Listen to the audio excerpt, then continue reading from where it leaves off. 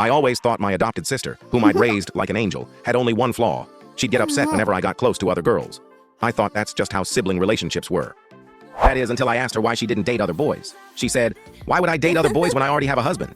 I was shocked. A husband? Since when? Who? I hesitantly pointed at myself. Are you talking about me? After playing a few rounds of Honor of Kings, I was ready for bed. I remembered my pajamas were in my sister Lily's room. The other pajamas were in the laundry, so the only clean pair left was in her room. It wasn't my fault, though. Before she was adopted, all the rooms in the house were mine, so I was used to being able to go anywhere. I glanced at the clock on the wall. It was 1 a.m. Normal people would be asleep by now, especially my well-behaved sister. I quietly turned the knob to her room and tiptoed toward the bay window, where I thought I'd left the pajamas. As I got closer to the bed, I noticed a figure moving under the thin canopy. Lily was still awake. My brain hadn't had time to react and say hello, but my body had already crouched down. I immediately started to regret my decision. Why did I feel so guilty? Like I was here to spy on her. Just as I was about to clear my throat and tell her I was just here for my pajamas, I heard rustling coming from under the canopy, accompanied by the faint, rhythmic creak of the bed. It couldn't be what I was thinking, could it? A moment later, I heard Lily let out a small, muffled gasp. My mind went blank like a mouse caught in a trap. I quickly stood up, pulled the bed curtains open, and stuck my head in, saying, "You called?" My eyes immediately froze at the sight. The buttons on her pajama top were undone all the way to her waist, revealing her shoulders and collarbone. She was breathtaking. My eyes drifted downward to the curve of her waist. She was holding a pillow with one hand and the other was tucked under the comforter. A sudden heat rushed to my face. I wanted to turn around and leave, but my feet were glued to the floor. When I saw that she was holding my pajamas in her other hand, I wanted to roll my eyes and just faint. Honor of Kings, you're the worst. If I hadn't been playing you, I'd have been asleep and never had to see this. While I was lost in thought, the comforter started to move. Up and down, up and down. It was the rhythm I'd been imagining. I felt like all the oxygen had been sucked out of the room. It was so shocking that my mind went black. I vaguely remember saying something incoherent after she called my name again. The next morning, a few shrimp were placed on my plate. I looked up and saw a slender hand holding the chopsticks. The nails were neatly trimmed and clean. My face turned red. I quickly ate a few bites, then grabbed my backpack and ran out the door. "Hey, Lin Mo, wait! Your sister!" I heard my mom's voice behind me. She probably didn't understand why her son, who was usually so slow in the morning, would leave without even finishing his breakfast. I rode my bike to school in a daze. I decided it was probably best to just stay at my parents' house for a while. I didn't know how I was going to face Lily. During my sleepy quantum mechanics class, my friend David messaged me. "Come to the basketball court, something's going on." I was confused. "Your sister is taking on your crush." He sent a video. In the video, Lily was on the sidelines in her cheerleading uniform, watching the game intensely. Her eyes were fixed on my crush, Ivy. Ivy dribbled the ball past the three-point line and spun around, trying to get past the other player, but the player knocked into her, and she almost fell. A small smirk appeared on Lily's face.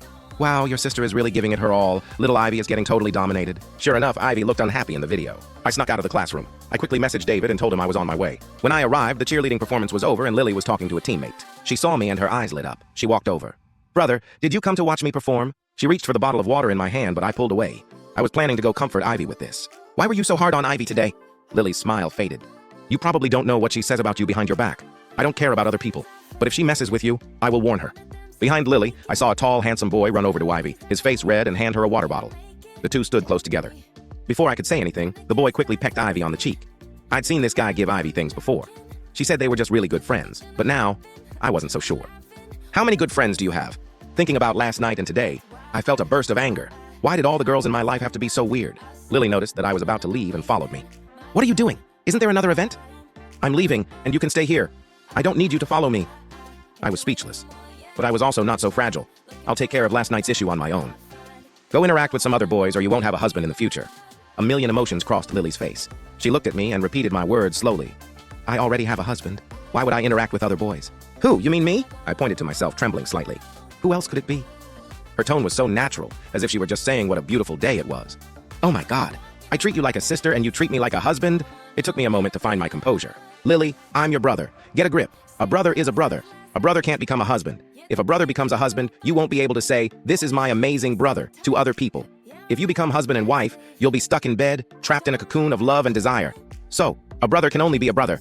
A brother can only be a brother." Lily smiled slightly. "Brother can't be a husband? That's not a contradiction, is it?"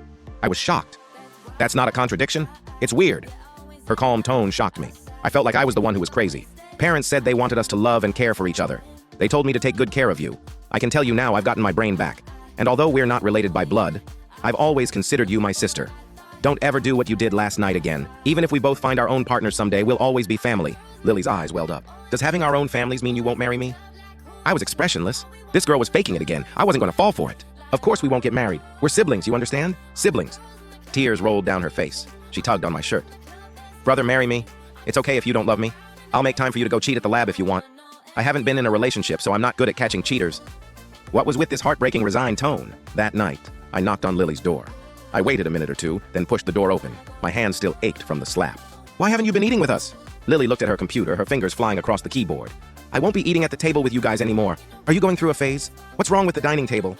Nothing's wrong with the dining table, she said, turning to face me. The problem is me. I don't have a title. I'm not worthy of eating at the table with you. What are you talking about? You've been eating at this table for over 10 years. Lily's eyes welled up again. I used to think I was the same as you and could eat at the table, but now that you've told me I'm not worthy of sitting with you anymore. After a pause, she added, I'm just grateful to be in this house. I shouldn't be so greedy. There it was again, the sad, resigned tone. I was done with her dramatics. I ran downstairs and came back with a big bone from my mom's pork stew. I shoved it in her mouth. Lily, what's wrong with you? This is so delicious. Mom's cooking is amazing. I can't believe how good this is. After she finished, Lily went to the bathroom to wash her hands. When she came back, she looked at me with a serious expression. Brother, from now on, I will behave like a sister and stop crossing boundaries. I'm sorry for all the trouble I caused you. I felt a little awkward. I scratched my head. There's no need to apologize. I'm glad you feel this way. We're still a family. Yes, a family. We can watch the New Year's gala and make dumplings together. In the following days, Lily did exactly what she said she would. She kept her distance. At breakfast, she would focus on her own food. She no longer put shrimp on my plate. She wasn't clingy anymore. And she stopped making handmade buns for me after school. She started hanging out with her friends. Boys would come to me, red-faced, and ask me to give her love letters. I thought this was great. This is how it should be. She should be young, lively, and spending time with friends, not revolving around our family. But the part of me that was used to her always being by my side felt a little empty. I sighed and went back to translating the English article. Then Ivy came over. Lin Mo, what's wrong? Are you stuck on something? Her voice was gentle and her eyes were captivating. I subtly leaned back, creating some space between us. No, I just got a little tired from working so long. Did you finish your experimental design? Ivy, David, and I were on a team for a national competition. We were all working hard, since placing in the top 3 would get us into the global competition. Not yet, Ivy said, her gaze returning to the computer screen. I'm still trying to decide what kind of animal to use. Normal mice would satisfy the requirements, but to get a chance to go to the global competition, we should use something more challenging. Maybe a hybrid?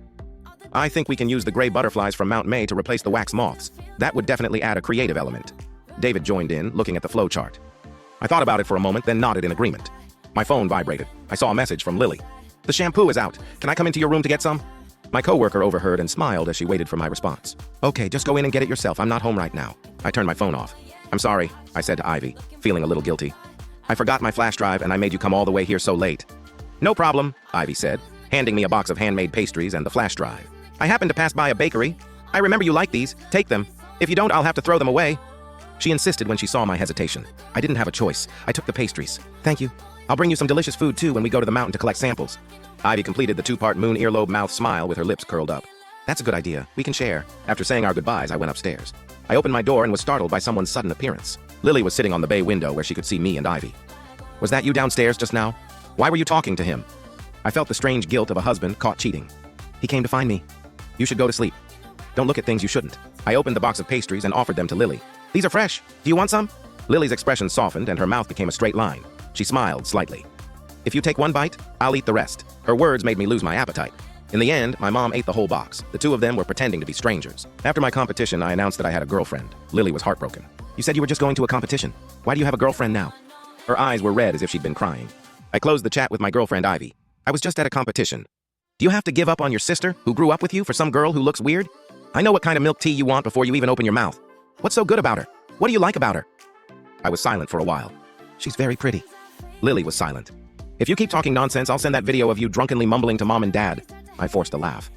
Haha, it's not just that she's pretty. She's also very kind, gentle, and mature. Gentle? Mature? Lily repeated. I can learn that. You don't have to do it. I'll do whatever you want me to. You don't have to get with someone else. Lily reached for my sleeve, not daring to pull too hard, as if she were touching a priceless piece of art. Don't be with anyone else, okay? I pulled my sleeve away and frowned slightly. Lily, you know what you're saying. I'm your brother. The clear evening wind blew, the leaves rustled, and the cicadas chirped. Lily's words were crystal clear. I love you. The cicadas' chirping grew louder, filling the air. Lily just looked at me.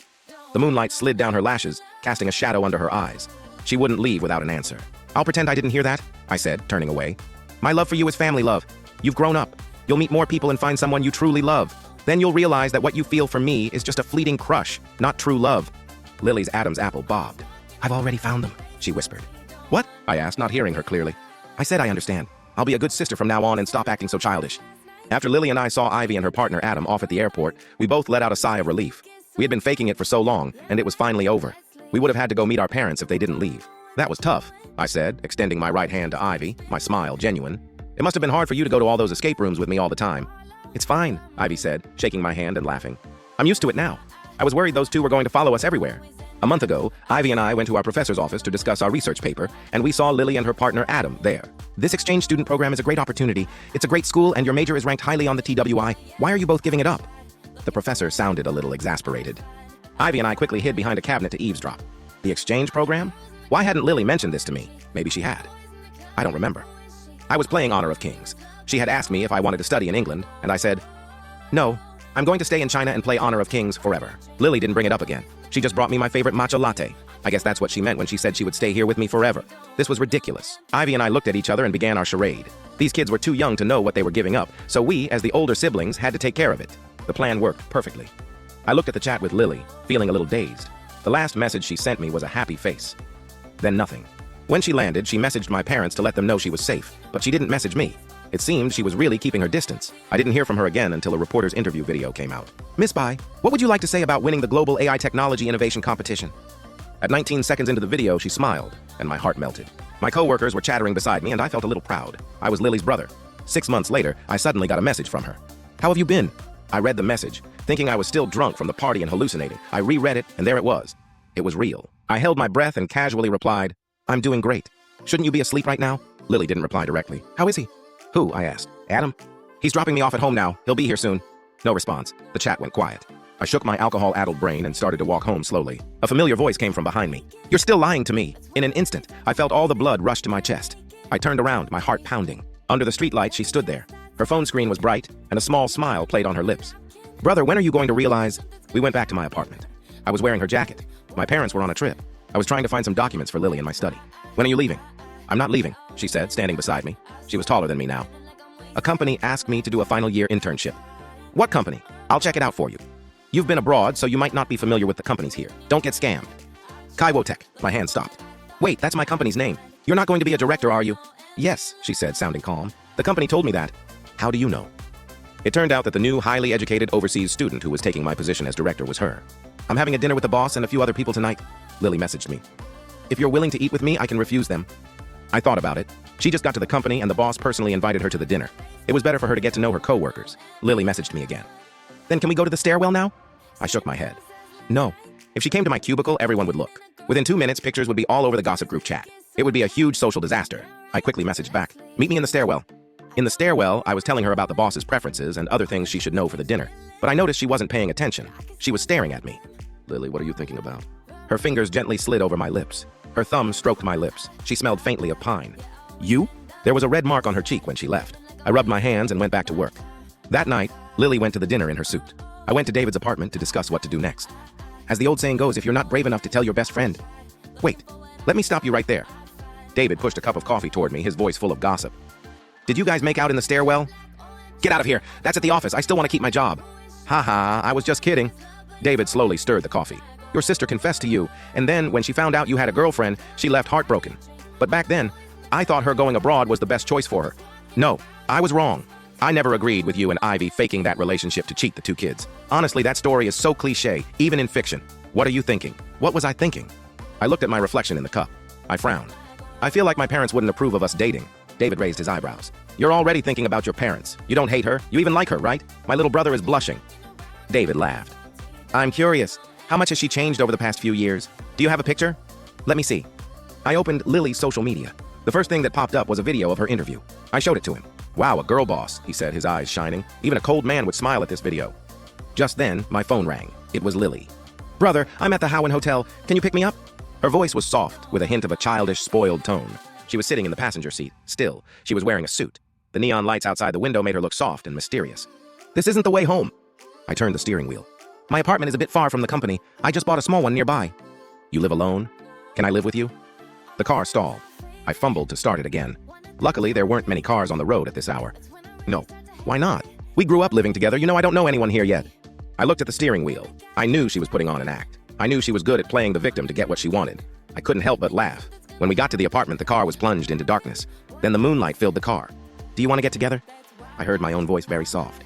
A million emotions crossed her face in an instant. The faked look of sadness vanished immediately. After a few seconds, she nodded.